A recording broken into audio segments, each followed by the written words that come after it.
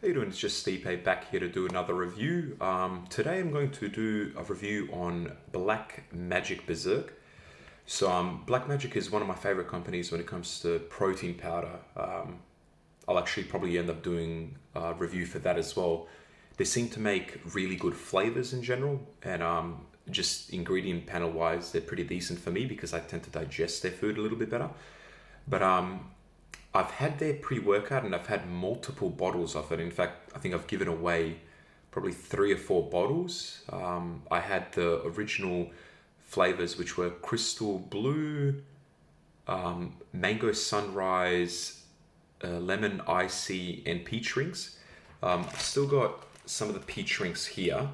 I've used, I would say, probably maybe a bottle's worth in totality. There was like a big deal back in the day where if you bought one, you get another one for free and so on. So I just figured, fuck it, I'll buy all 4 of the flavors and try them out and see how that goes. First and foremost, let's talk about the flavor. Being that I did get to use all 4, I can kind of rank them. So I found all 4 flavors to actually be pretty decent. If anything, some of them were enjoyable. So from memory, out of those 4, the lemon icy was probably the best. Crystal Blue was also quite good. Peach Dreams was really good, especially if you like peach. It's very, very nice. And the Mango Sunrise was half decent as well. In fact, I don't know, this might be Mango Sunrise. I can't even remember. I've had it for such a long time. But overall, as usual with Black Magic, the flavors, pretty damn good. Not the best, but it's really good. Now let's get to the supplement facts. So it has a supernatural matrix, which actually kind of tells you the correct dosages of what's in it, and then it's got a possessed matrix, which to me seems to be more of the caffeine and I guess the focus elements, some of the fat burning elements as well. But I'm not really going to go through that ingredients panel list because it's 1.67 grams, which I can't break it down to you. So it's just got tyrosine, caffeine anhydrous, a form of synephrine, cola nut extract, and methyltyramine, hegenomine HCl, neurofactor, and huperzine A. I don't know how much is it there, so they might actually have somewhere on their website an actual breakdown of that, but I'm not too sure. It does say total caffeine per scoop is 350 milligrams, so obviously that's how much it would be for that possessed matrix. But let's get on to the supernatural matrix. So you got citrulline malate 2:1 at 7 grams. That's quite a nice dosage, very respectable. You got beta O, which is beta alanine, at 3.2, which is spot on that clinical dosage.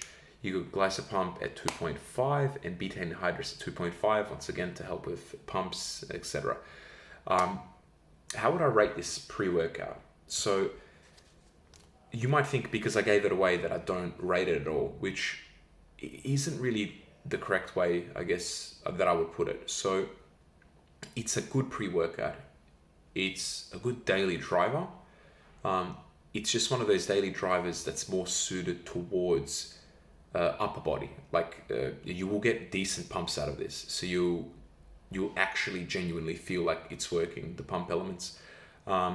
It's not anything crazy for focus. The beta hits pretty hard. That 3.2 is spot on. Like whatever quality they use in terms of who they sourced it from, quite spot on. You feel pretty strong at this. You have decent endurance. It's not necessarily though a focus type of pre-workout. You're not going to be like, oh my god, I'm so zoned in. You're going to have to do that yourself, which in the end you should be able to do all these things by yourself anyways. Everything else is just an add-on. So which category would I put this in? I'd put it in as a daily driver. It's one you can take just about every day, even though I still don't think there's really any pre-workout you should take every day, because at that stage you probably will become dependent on them to actually even have a decent workout, which should never be the case. But overall, I'll put it as a daily driver for an hour-long pre-workout. For an hour-long workout. The reason being is it does wear off a little bit quick, which is to be expected because, at least personally, what I find is it tends to be the caffeine anhydrous, the beta kick in. After a little bit, the pumps kick in.